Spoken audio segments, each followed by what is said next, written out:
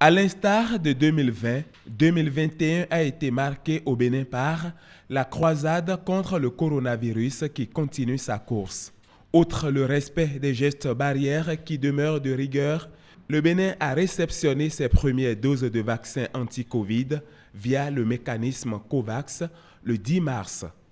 Au total, 144 000 doses ont été réceptionnées. Un don qui sera suivi de plusieurs autres et d'une importante quantité de vaccins achetés sur fonds propres.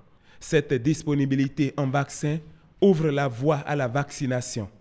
En première ligne, le ministre de la Santé, la ministre des Affaires sociales et les représentants des institutions du système des Nations Unies présents à la cérémonie de lancement le lundi 29 mars. Il est vrai que le monde a été secoué ces derniers jours par une polémique autour de l'innocuité du vaccin.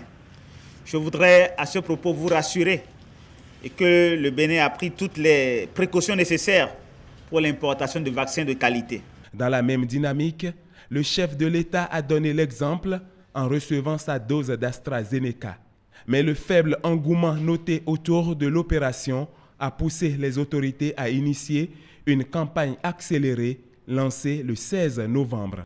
À l'actualité Covid se greffent d'autres faits marquants comme les 2 missions de chirurgie à cœur ouvert dépêchées au Bénin par le gouvernement pour redonner non seulement le sourire aux patients, mais aussi pour renforcer la capacité des cardiologues béninois. On est dans une concrétisation du PAG dans son volet améliorer l'offre de services. Et on est dans ce cadre-là en train de retourner vers l'intérieur toutes les démarches d'évacuation sanitaire qui coûtent extrêmement cher.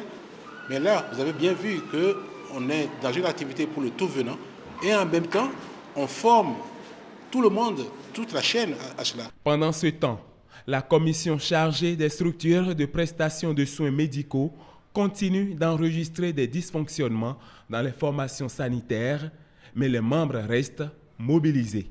Nous espérons qu'ils auront la foi de se mettre en règle. Dans tous les cas, la veille sera maintenue. Autre structure dans laquelle la veille est maintenue, l'Agence béninoise de régulation pharmaceutique, dont la descente sur le terrain les 15, 16 et 17 décembre a permis la saisie de 28 tonnes de faux médicaments et l'interpellation de 99 personnes qui répondent devant la justice. Toujours au chapitre santé, le Bénin a été la capitale de la 61e conférence du Collège des chirurgiens le 14 juin. Cette rencontre s'est penchée sur l'exercice de la profession au regard des exigences de la COVID-19. Autre grand rendez-vous, c'est celui de la plateforme Bénin Santé le 10 novembre.